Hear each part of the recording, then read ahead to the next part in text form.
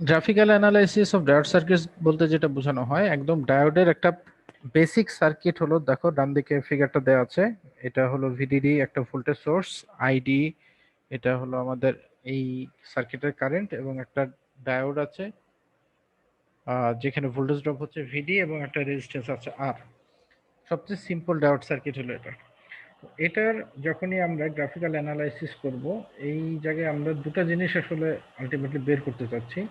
প্রথমটা হলো এই ডায়োডের এই সার্কিটটার লোড লাইনটা কোথায়, এবং সেকেন্ডটা হলো অপারেটিং পয়েন্ট।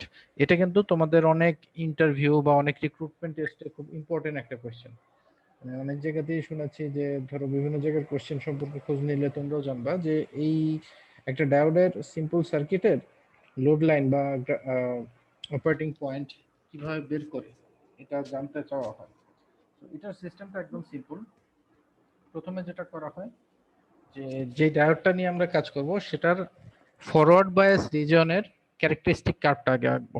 তো ক্যারেক্টারিস্টিক কার্ভের জন্য আমরা জানি ওয়াই এক্সিসে থাকে কারেন্ট আর এক্স এক্সিসে থাকে ভোল্টেজ, এবং এটা আমরা গত ক্লাসেই দেখেছি ফরওয়ার্ড বায়াসে নির্দিষ্ট একটা ভোল্টেজ পর্যন্ত কারেন্টের ভ্যালু জিরো থাকে, তারপর আস্তে আস্তে কারেন্টের ভ্যালুটা বেড়ে যায়। সো এটা হলো আমার সেই ক্যারেক্টারিস্টিক কার্ভটা এই ডায়োডের জন্য। এটা প্র্যাকটিক্যালি করে করে বের করতে হয় যে প্রত্যেকটা ভোল্টেজের জন্য কত কারেন্ট যাচ্ছে, এভাবে আস্তে আস্তে করে এই ক্যারেক্টারিস্টিক কার্ভটা আগে বের করে নিতে হয়। তারপরে যেটা করা হয়, এই সার্কিটের এক্স এক্সিসে ভিডিডি যে ভ্যালুটা সেই ভ্যালু পরিমাণ এক জায়গায় কাট করে নেওয়া হয়। সাপোজ ভিডিডি ভ্যালু হতে পারে 5 ভোল্ট বা 10 ভোল্ট বা 2 ভোল্ট, যে কোনো ভ্যালুই থাকতে পারে। একটা ডিসি ভোল্টেজ যেহেতু ফিক্সড একটা ভ্যালু থাকবে, সেটা আমরা এক্স এক্সিস থেকে কেটে নিলাম। আর ওয়াই এক্সিস যেহেতু কারেন্টের, এই সার্কিটের যে কারেন্ট, এই আইডি আইডি সমান হলো ভিডিডি বাই আর, এই সমান কারেন্টের ভ্যালুটা আমরা এখান থেকে কেটে নেব। এটা যেমন কত সাম মিলি অ্যাম্পিয়ার টাইপের একটা ভ্যালু আসবে, সেটাকে আমরা ওয়াই এক্সিস থেকে কেটে নিব। এখন এই ভিডিডি আর ভিডিডি বাই আর এই দুইটা পয়েন্টকে আমরা স্ট্রেট লাইন দিয়ে যোগ করে দিব। যোগ করার পরে যে লাইনটা পাওয়া যাচ্ছে, এই লাইনটাকে আসলে বলা হয় এই সার্কিটের লোড লাইন। ঠিক আছে? যদি আমরা ভোল্টেজের ভ্যালুটা বাড়াই তাহলে দেখা যাবে এরকম এক জায়গায় কাট করলো, কারেন্টের ভ্যালু বেড়ে যাবে, তখন লোড লাইনটা হয়ে যাবে এরকম একটা জায়গায়। আবার ভোল্টেজ কম হলে লোড লাইন হবে এরকম। তার মানে ভোল্টেজ আর কারেন্টের উপর বেস করে এই লোড লাইনটা উপরে বা নিচে যে কোনো পজিশনে হতে পারে। এই পার্টিকুলার সার্কিটের যে ভোল্টেজ, তার জন্য এখানে আমরা পাচ্ছি আমাদের এটাই হলো load line. So load line কিভাবে বের করতে হয় সেটা মোটামুটি তোমরা বুঝতে পারলাম। আর এই লোড লাইনটা ক্যারেক্টারিস্টিক কার্ভকে যে পয়েন্টে ছেদ করে বা কাট করে, সেই পয়েন্টটাকে আমরা বলি কিউ পয়েন্ট বা অপারেটিং পয়েন্ট। অর্থাৎ এখানে ক্যারেক্টারিস্টিক কার্ভটা এরকম ছিল, আর লোড লাইনটা এখানে ছিল, এই দুইটা যেই বিন্দুতে একটা আরেকটাকে ছেদ করলো সেটা হলো আমাদের অপারেটিং পয়েন্ট। এই অপারেটিং পয়েন্টের সিগনিফিকেন্সটা হলো যখন আমরা কোনো একটা ডায়োডকে অথবা অন্য যে কোনো ইলেকট্রনিক ডিভাইসের কথাই যদি চিন্তা করি, প্রত্যেকটারই একটা এরকম নির্দিষ্ট অপারেটিং পয়েন্ট থাকে বা কিউ পয়েন্ট থাকে। আমরা পরবর্তী চ্যাপ্টারে গেলে দেখবো ট্রানজিস্টরের জন্য কিভাবে বের করতে হয়, সেটাও আসবে। তো এই যে অপারেটিং পয়েন্টটা, আমরা যদি এই ডায়োডটাকে এই অপারেটিং পয়েন্টের সমান ভোল্টেজ বা কারেন্ট দিয়ে অপারেট করি অথবা এর খুব কাছাকাছি রাখার চেষ্টা করি, তাহলে এই ডিভাইসের পারফরমেন্স খুব হাই থাকে। এমন না যে এটার পারফরমেন্স ধরো 50%, 80% বা 90% এরকম চেঞ্জ হয়, হয়তো সাম পয়েন্ট সামথিং পার্সেন্ট বেড়ে যায়। তো একটা ডায়োড বা একটা মসফেটের ক্ষেত্রে বা একটা ট্রানজিস্টরের ক্ষেত্রে হয়তো চিন্তা যদি আমরা করি যে এই এত কম পার্সেন্টেজ বাড়াটা খুব বেশি ইফিশিয়েন্ট কোনো ব্যাপার না, তার জন্য এত কষ্ট করে যে আমরা অপারেটিং পয়েন্ট বা লোড লাইন বের করব, ব্যাপারটা খুব বেশি ইফিশিয়েন্ট হয় না। কিন্তু যখন আমরা একটা বড় সার্কিটের কথা চিন্তা করব, সাপোজ আমাদের একটা ইলেকট্রনিক চিপ আছে অথবা একটা মাইক্রোপ্রসেসর আছে, এখানে এত কোটি কোটি ট্রানজিস্টর থাকে। তো প্রত্যেকটাতেই যদি অল্প একটু করে ইফিসিয়েন্সি বা এটার কোয়ালিটি পারফরমেন্স ইনক্রিজ করা যায়, ইন টোটাল কিন্তু এটার একটা বড় ইফেক্ট চলে আসে। তখন দেখা যাবে একটা হিউজ চেঞ্জ আসবে আমাদের এই পারফরমেন্সে, টোটাল সার্কিটের পারফরমেন্সে। সো এই অপারেটিং পয়েন্ট কোথায় আছে কোন ট্রানজিস্টরে, সেটা তখন আমাদের বড় সার্কিটগুলোয় বের করা খুবই জরুরি। যখন সার্কিট ডিজাইন করা হয় তখন এগুলো নিয়ে অনেক অ্যানালাইসিস করা হয় যে কি করা হবে। ধরো একটা মাইক্রোপ্রসেসর যখন ডিজাইন করা হচ্ছে, যে এখানে ওই ট্রানজিস্টরগুলো অপারেটিং পয়েন্ট কোথায়, তো এইটাতে যেন ওই পরিমাণ ভোল্টেজ বা কারেন্ট যায় অন অফের সময় বা সুইচিং এর সময়, সেগুলো ওইভাবে তখন মেজার করে দেওয়া হয়। তো এর জন্যই গ্রাফিক্যাল অ্যানালাইসিস বা এই লোড লাইন বা অপারেটিং পয়েন্ট, এই টপিকগুলো আমাদের বেসিক এইসব কোর্সে বেসিক আইডিয়া থাকাটা জরুরি। তো এটাই হলো আমাদের একটা ডায়োডের গ্রাফিক্যাল অ্যানালাইসিস। এরপর যেটা আছে যে একটা ডায়োডকে আসলে অনেকভাবে মডেল করা যায়। মডেল বলতে বোঝানো হয় সেটা শুধু ডায়োড না, যে কোনো ইলেকট্রনিক ডিভাইসের মডেল বলতে যে জিনিসটা বোঝানো হয় সেটা হলো, তোমরা যদি একটু চিন্তা করো যে একটা সার্কিটের কোর্সে, সার্কিট 1 বা সার্কিট 2 কোর্সে তোমরা বিভিন্ন রকম থিওরি পড়েছো। থেভেনিনস থিওরাম, নর্টনস থিওরাম, সুপারপজিশন, তারপরে ম্যাক্সিমাম পাওয়ার পজিশন থিওরাম, তারপরে ছিল আর কি ছিল, এই এদিকে মেশ অ্যানালাইসিস, নোড অ্যানালাইসিস, অনেক রকম অ্যানালাইসিস দেখেছো, অনেক থিওরি পড়েছো।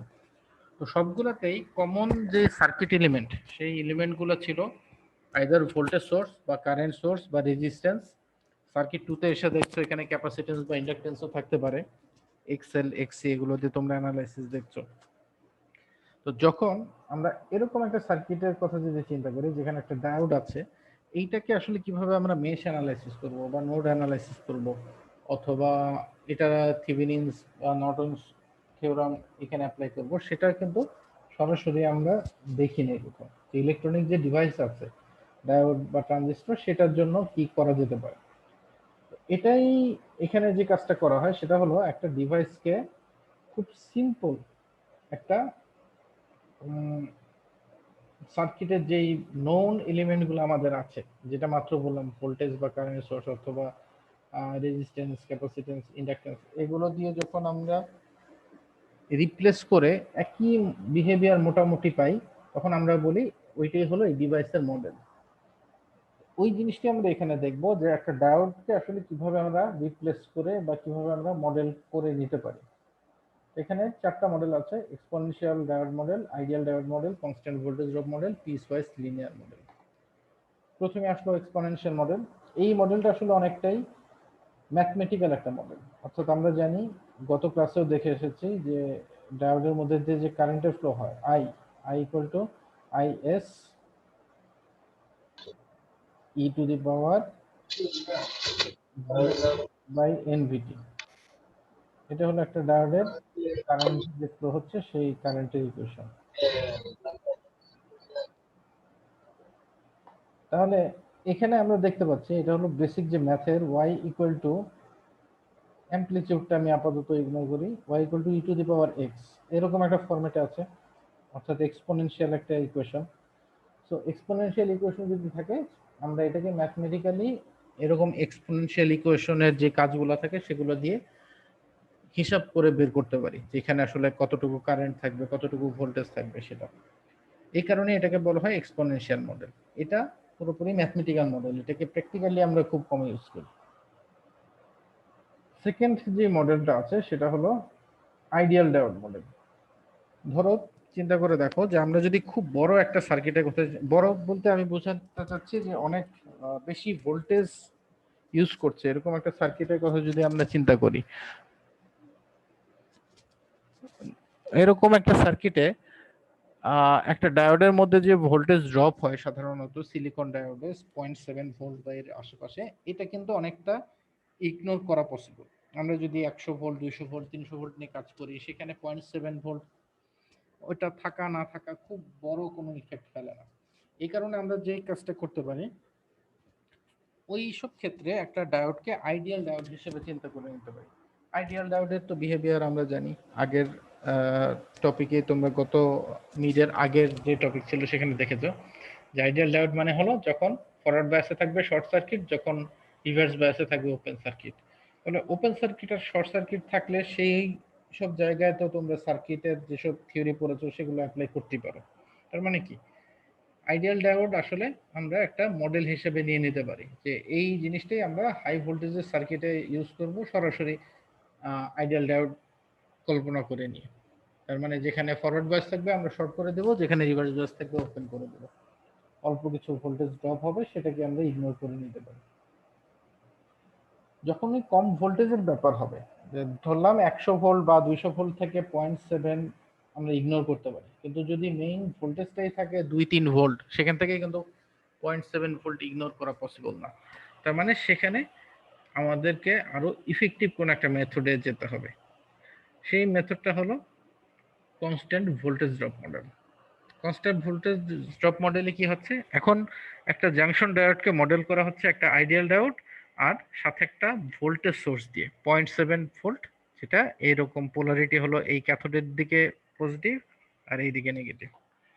এটা যদি আমরা এরকম একটা আইডিয়াল ডায়োড আর ভোল্টেজ সোর্স দিয়ে মডেল করি, তাহলে যেটা পাবো যে আইডিয়াল ডায়োডের ক্ষেত্রে এই 0 থেকে কারেন্টের ভ্যালুটা শুরু হচ্ছিল, এখন এই কারেন্টের ভ্যালুটাই শুরু হবে 0.7 এ গিয়ে, অর্থাৎ এই যে ভোল্টেজটা আছে এখানে গিয়ে শুরু হবে। তাহলে একটু আগে যেটা বললাম, যখন 2-3 ভোল্টের কাজ আমরা করব বা 5 ভোল্টের কাজ করব, তখন যেমন আমরা 0.7 কে ইগনোর করতে পারছিলাম না, এখন আমরা সেই 0.7 কে হিসাবে নিয়ে আসলাম। তাহলে কনস্ট্যান্ট ভোল্টেজ ড্রপ মডেলটা এই ধরনের লো ভোল্টেজ সার্কিটের জন্য, ভোল্টেজের সার্কিটের জন্য বেশ ইফেক্টিভ। কিন্তু এখানেও একটা প্রবলেম আছে। আমরা জানি যে একটা ডায়োডের ফরওয়ার্ড বায়াসের কারেন্টটা থাকে এরকম, তাই না? এখন কিন্তু হুবহু মিলে নাই, কাছাকাছি গেছে, কিন্তু এটা যেমন এরকম একটা স্লোপের মতন আস্তে আস্তে বেড়ে যাচ্ছিল এরকম না, এখন একদম স্ট্রেট উঠে গেছে। তো কনস্ট্যান্ট ভোল্টেজ ড্রপ মডেলটাকে আরো ইমপ্রুভ করার জন্য আমরা যেটা করি সেটা হলো পিস ওয়াইজ লিনিয়ার মডেল। এখানে একটা আইডিয়াল ডায়োড থাকবে, একটা ভোল্টেজ সোর্স থাকবে, এইটুকু কনস্ট্যান্ট ভোল্টেজ ড্রপ মডেলের মতোই আছে। তার সাথে আমরা অ্যাড করে দিচ্ছি একটা রেজিস্ট্যান্স। এই রেজিস্ট্যান্সটা অ্যাড করলে কি হবে, আমরা নর্মালি জানি যে ওহমস ল থেকে আমরা জানি যে এক্স এক্সিসে ভোল্টেজ আর ওয়াই এক্সিসে যদি কারেন্ট থাকে, যদি লোডে একটা রেজিস্ট্যান্স থাকে, তাহলে সবসময় এরকম স্ট্রেট লাইন পাওয়া যায়। এই রেজিস্ট্যান্সের ভ্যালু যত বেশি, স্ট্রেট লাইনটা তত স্লোপ বেশি বা কম হয়। যদি স্ট্রেট লাইনের যদি লোডটা অনেক হাই হয়, অর্থাৎ রেজিস্ট্যান্সের ভ্যালু অনেক হাই হলে স্লোপটা অনেক কমে যাবে, অর্থাৎ এরকম থাকবে। আবার যদি রেজিস্ট্যান্সটা খুব ছোট হয়, তাহলে দেখা যাবে এখানে অনেক শার্পলি বেড়ে যাচ্ছে, স্লোপটা অনেক হাই। এখানে যে কাজটা করা হয় পিসওয়াইজ লিনিয়ার মডেলে, খুব ছোট ভ্যালুর একটা রেজিস্ট্যান্স এখানে ইউজ করা হয়, তাহলে খুব শার্পলি এটা উঠে যাবে। তো এর আগে যেমন আমরা কনস্ট্যান্ট ভোল্টেজ ড্রপ মডেলে মাত্র দেখে আসলাম যে এখান থেকে একদম 90 ডিগ্রিতে উঠে যাচ্ছিল, এখন একদম 90-তে না গিয়ে একটা হালকা স্লোপ আকারে এটা উপরে উঠতে থাকবে, স্লোপটা আসবে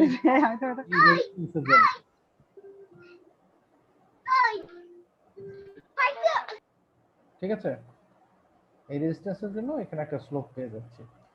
তো এই পিসওয়াইজ লিনিয়ার মডেলটাকে বলা হয় ডায়োডের সবচেয়ে প্রিসাইজ মডেলিং। যদিও এখানে কিছু পার্থক্য থাকে, যে এই জায়গাটাতে কিন্তু হুবহু ম্যাচ করে নাই, এখানে একটা কার্ভ ছিল, এখানে একদম স্ট্রেট লাইনের মতো, বাট মোটামুটি হাই ভোল্টেজ বা একদম লো ভোল্টেজ বাকি সব জায়গায় একই রকম থাকে। এই কারণে আমরা পিসওয়াইজ লিনিয়ার মডেলটাই ডায়োডের ক্ষেত্রে সবচেয়ে ইফেক্টিভ মডেল হিসেবে চিন্তা করি। এই চারটা ভোল্টেজ মডেল, ডায়োড মডেল আমরা দেখলাম। এই চারটা ডায়োড মডেল আমাদের বিভিন্ন জায়গায় বিভিন্ন সময় ইউজ করতে হয়, যখন আমরা ওই যে বেসিক সার্কিট থিওরাম বা ল গুলো ইউজ করতে চাই।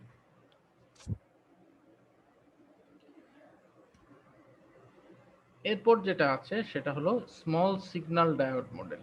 স্মল সিগন্যাল ডায়োড মডেলটা আসলে তোমরা এর আগের যে চারটা মডেল দেখালাম ঠিক ওই রকম মডেল না। স্মল সিগন্যাল ডায়োড মডেল বলতে যেটা বোঝানো হয়, একটু গ্রাফটার দিকে যদি আমরা চিন্তা করি, দেখো একটা ডায়োডের ফরওয়ার্ড বায়াসের ক্যারেক্টারিস্টিক কার্ভ হলো এটা। এই ডায়োডটাতে ধরলাম, এই ডায়োডটাতেই এই গ্রাফটা আমরা পাচ্ছি ক্যারেক্টারিস্টিকের জন্য।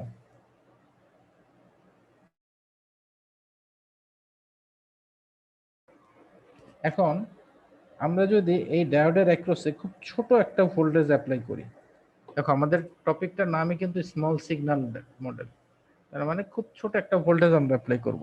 খুব ছোট ভোল্টেজ অ্যাপ্লাই করলে কি হবে, ধরো আমরা ধরেই নিলাম এই ভোল্টেজটা যেটা অ্যাপ্লাই করছি সেটার পিক ভ্যালু হলো 0.05 ভোল্ট। 0.05 কে মোটামুটি আমরা ছোট একটা ভ্যালু ধরে নিতে পারি। সো ধরে নিচ্ছি যে এটাই হলো আমাদের এই স্মল সিগন্যাল। তাহলে একটা ডায়োডের অ্যাক্রোসে যদি 0.05 ভোল্টের একটা এসি সিগন্যাল আমরা অ্যাপ্লাই করি, তাহলে কি পাবো? দেখো এখানে একটা ফিগার দেওয়া আছে, এটা ট্রায়াঙ্গুলার ওয়েভ হিসেবে দেখানো আছে। তো আমরাও এটাকে ট্রায়াঙ্গুলার ওয়েভ হিসেবে দেখি। তাহলে কি হচ্ছে দেখবো আমরা এরকম একটা কার্ভ পাওয়া যাচ্ছে। ঠিক আছে, এরকম একটা কার্ভ আমরা পাবো।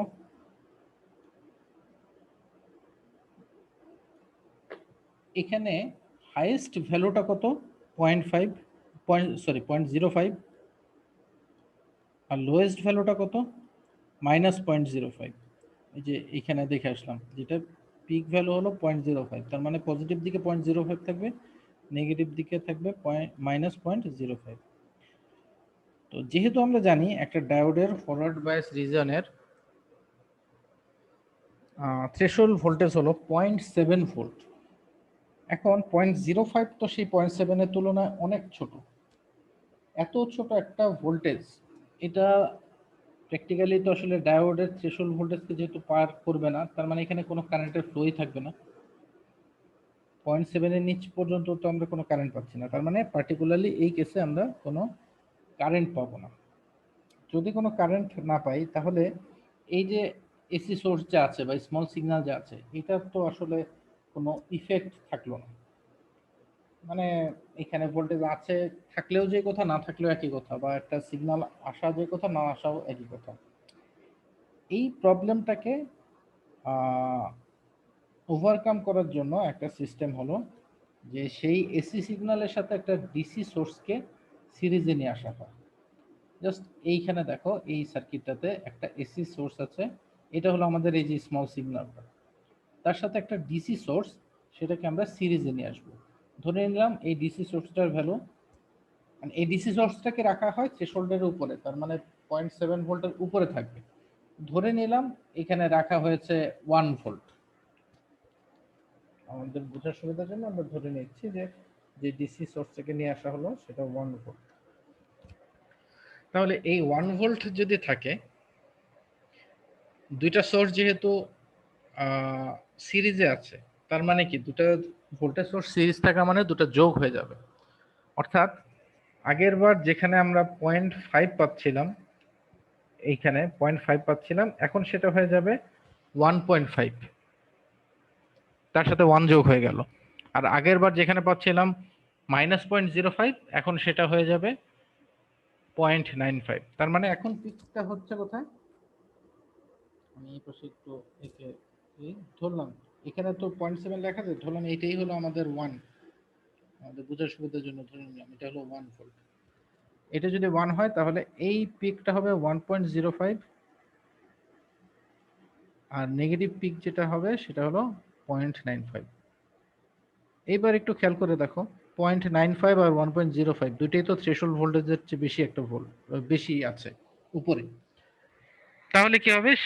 এখন আমরা একটা কারেন্ট পাবো এবং এই কারেন্টের ভ্যালুটা চেঞ্জ হবে অ্যাপ্লাইড ভোল্টেজের উপর বেস করে। অর্থাৎ এই ভোল্টেজ যখন বেশি হবে সেই অনুযায়ী কারেন্টের ভ্যালুটা বেশি হচ্ছে, ভোল্টেজটা কম হলে সেটা বরাবর কারেন্টের ভ্যালুটা কম হচ্ছে। অর্থাৎ যে স্মল সিগন্যালটা দেওয়া হলো সেই স্মল সিগন্যালটার ইফেক্টটা আমরা কারেন্টে গিয়ে পাচ্ছি। যখন এই ডিসি ভোল্টেজটা অ্যাপ্লাই করা না হয়, কারেন্টে কিন্তু কোনো ইফেক্ট ছিল না। আমরা অ্যাপ্লাইড স্মল সিগন্যাল যেটাই হোক, আউটপুটের সিগন্যাল সবসময় 0 পাচ্ছিলাম, আউটপুটের ভোল্টেজ।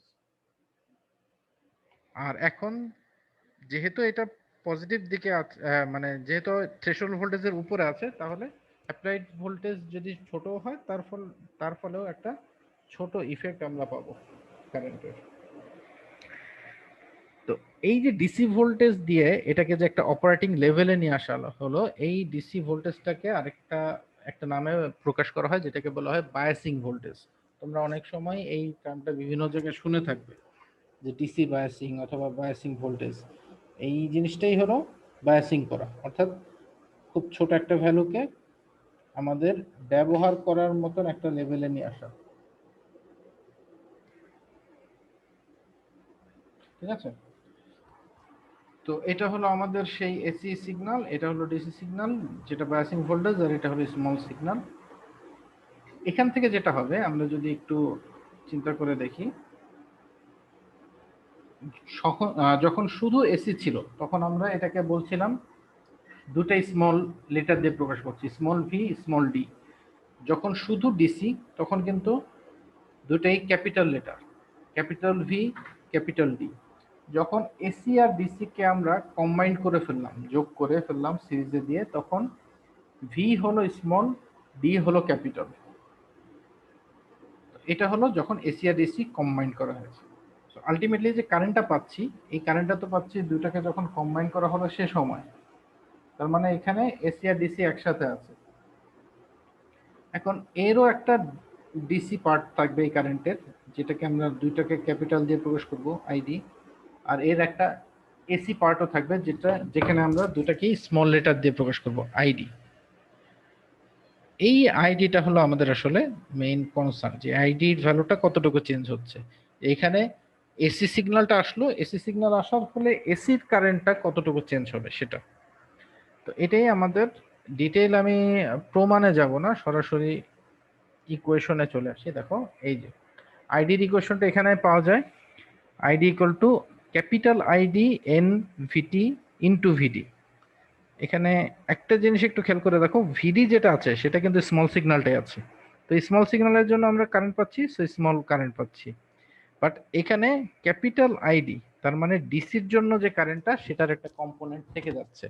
অর্থাৎ আমরা বায়াসিং না করলে এখানে কোনো কারেন্টই আসবে না।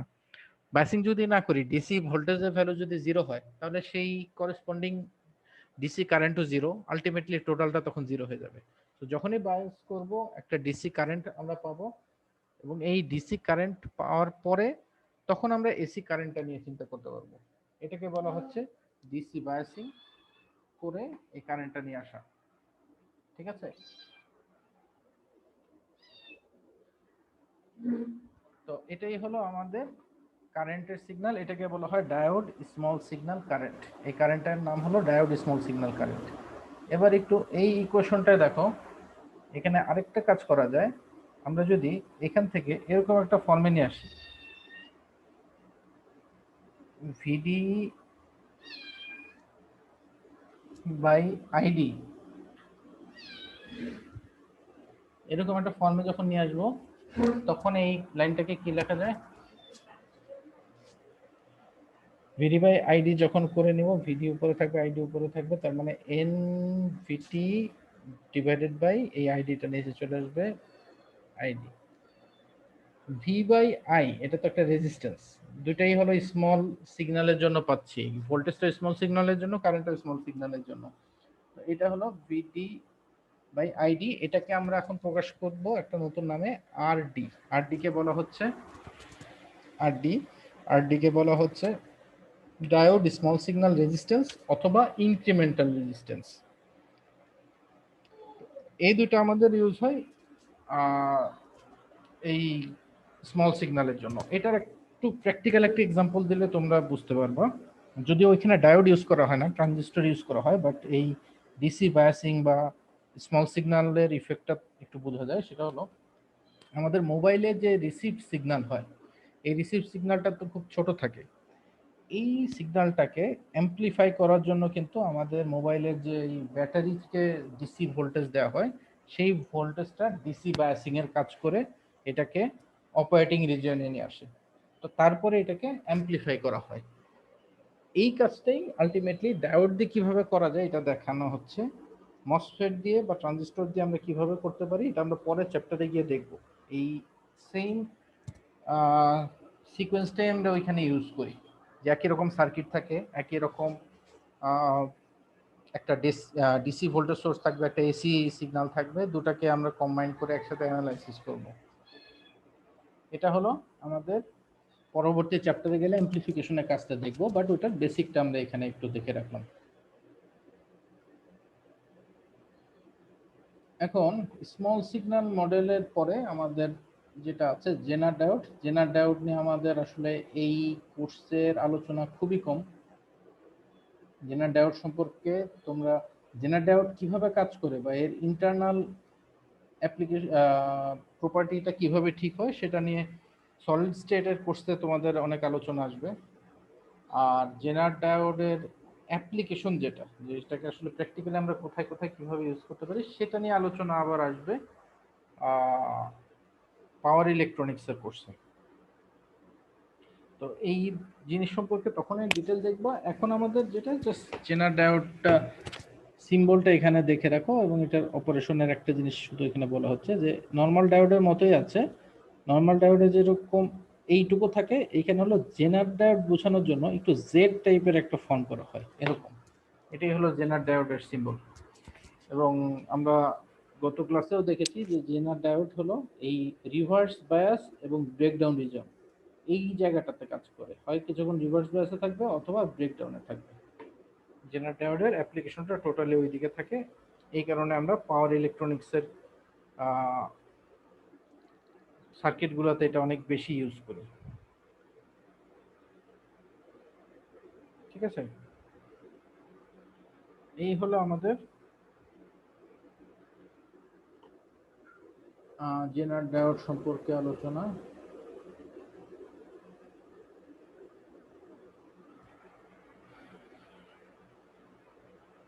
তো এই পর্যন্ত কারো কোনো সমস্যা আছে? একটু দেখো তো চিন্তা করে।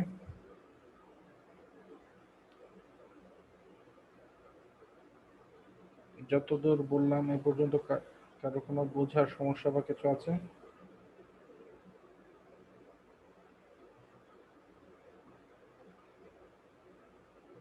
আচ্ছা, যদি না থাকে তাহলে আমরা যেটা করতে পারি সেটা হলো একটু চিন্তা করো। আমরা এই পর্যন্ত যে টপিকগুলো দেখলাম সবগুলো টপিকে ছিল ডায়োড বা পিএন জাংশনের বিহেভিয়ার কিরকম হয় সেটার অ্যানালাইসিস বা মডেলিং এই টাইপের ব্যাপারগুলো। এখন আমরা একটু অ্যাপ্লিকেশনে চলে আসি। অ্যাপ্লিকেশন বলতে যেটা বোঝাচ্ছি, আমাদের ডায়োডের বেসিক 3-4টা অ্যাপ্লিকেশন আমরা জানি, খুব নর্মাল অ্যাপ্লিকেশন। এটা তোমরাও বিভিন্ন সময় বিভিন্ন জায়গায় ইউজ করেছো। ওইটা সম্পর্কেই আমরা একটু ডিটেল সার্কিট ওয়াইজ এখানে আসবো। তো প্রথমেই যেটা আছে সেটা হলো একটা ডায়োডের, এটাকে বলা হয় যে রেকটিফায়ার সার্কিট। রেকটিফায়ার কথাটার মানে কি? রেকটিফায়ার হলো কোনো কিছুকে ফিল্টার করা বা বিশুদ্ধ করা, এটাকে আমরা সংক্ষেপে বলি রেকটিফায়ার সার্কিট।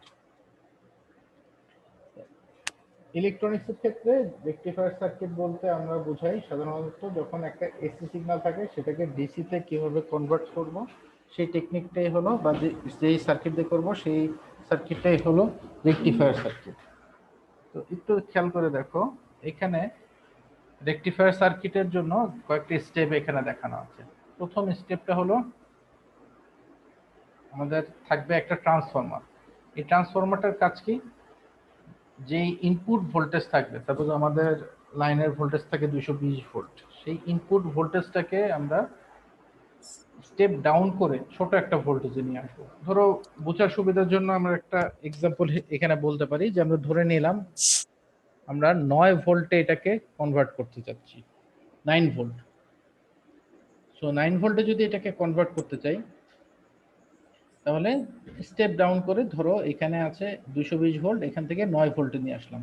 এখানেও এসি সিগন্যাল ছিল, ট্রান্সফরমারের পরেও এসি সিগন্যাল আছে, বাট এখানে ছিল ধরো 220 ভোল্ট, এটা এখানে এসে 9 ভোল্টে চলে আসলো। এরপরে যেটা আমরা ডায়োড রেকটিফায়ার ইউজ করব। ডায়োড রেকটিফায়ারের কাজটা কি? তোমরা সার্কিটটা দেখলে বুঝতে পারছো যে এখানে ছিল হলো এসি সিগন্যাল, মানে পজিটিভ আর নেগেটিভ দুইটা হাফ সাইকেলে ছিল। আমরা এখন যেটা করব সেটা হলো সবগুলা পজিটিভ হাফ সাইকেলে চলে আসবে, হয় নেগেটিভ গুলো বাদ হয়ে যাবে, এটা এক ধরনের রেকটিফায়ার যেটাকে আমরা বলি হাফ ওয়েভ রেকটিফায়ার, অথবা পজিটিভ থাকবেই, নেগেটিভ গুলো পজিটিভ দিকে চলে আসবে, এটাকে আমরা বলি ফুল ওয়েভ রেকটিফায়ার। সো যে কোনো এক ধরনের রেকটিফায়ার ইউজ করে নেগেটিভ অংশকে আমরা বাদ দিয়ে দিব। এরপরে আসবে ফিল্টার। ফিল্টারে কি হবে, এই জায়গায় কিন্তু আমাদের 0 থেকে 9 এই পর্যন্ত ফ্ল্যাকচুয়েশন ছিল, এটা একমুখী হয়েছে কিন্তু ভোল্টেজ যা ছিল তাই আছে, ভোল্টেজের কোনো চেঞ্জ হয়নি। তার মানে এখানে 0 থেকে 9 ভোল্ট বারবার ফ্লাকচুয়েট করছিল। এখন আমরা যেটা করলাম যে এটাকে ফিল্টার দিয়ে ধরো 8 পয়েন্ট সামথিং থেকে 9 পয়েন্ট সামথিং এরকম একটা রেঞ্জে নিয়ে আসলাম। তার মানে কি আমাদের ফ্লাকচুয়েশনটা আগের চেয়ে অনেক কমে গেল। এটা হচ্ছে ফিল্টারের পরে। আর এরপরে যেটা করা হয় এটাকে আরো স্মুথ করার জন্য ভোল্টেজ রেগুলেটর ইউজ করা হয়। ভোল্টেজ রেগুলেটর হলো একটা আইসি, ধরো আমি যদি 9 ভোল্ট নিয়ে কাজ করি তাহলে এটা হলো 7809 আইসিটা ইউজ করা হয় এখানে। 6 ভোল্ট নিয়ে কাজ করলে 7806 এই ধরনের একটা আইসি ইউজ করে এটাকে পিওর ডিসি করে ফেলা হচ্ছে এবং এটাকে আলটিমেটলি লোডে পাঠানো হচ্ছে। এই হলো আমাদের একটা রেকটিফায়ার সার্কিটের বেসিক ব্লক ডায়াগ্রাম। এটাকে ডিসি পাওয়ার সাপ্লাইও বলে, এসি টু ডিসি কনভার্টারও বলে, বা রেকটিফায়ার সার্কিটও বলে। সেটা ব্লক ডায়াগ্রাম হলো এই সার্কিটটা। এই কোর্সে আমরা যেটা করব, এখানে আসলে ট্রান্সফরমার নিয়ে আলোচনা হবে না। ট্রান্সফরমারের আলোচনাটা তোমাদের এনার্জি কনভার্সন কোর্সের পার্ট। ভোল্টেজ রেগুলেটরের আলোচনাটা হলো পাওয়ার ইলেকট্রনিক্সের পার্ট। মাঝখানে যে ডায়োড রেকটিফায়ার এবং ফিল্টার, এই দুটো নিয়ে আমরা এই কোর্সে আলোচনা করব যে কীভাবে এই এসিকে একমুখী করে ফেলা হয়, যে দুই দিকে ছিল positive half cycle negative half cycle, সবগুলোকে একদিকে নিয়ে আসবো কীভাবে, এটা হলো রেকটিফায়ারের কাজ, এটা সম্পর্কে আলোচনা হবে। আর ফিল্টার ফিল্টার করে কিভাবে আমরা এই বড় একটা ফ্লাকচুয়েশনকে ছোট একটা ফ্লাকচুয়েশনে নিয়ে আসা যায় সেটা সম্পর্কে আমরা আলোচনা করব। তো আমি তোমাদের 5 মিনিটের একটা ব্রেক দিয়ে, 5 মিনিটও না, জাস্ট 2 মিনিটের একটা ব্রেক দিয়ে 9:30 আবার শুরু করছি। ঠিক আছে, তুমি 9:30 জয়েন করো।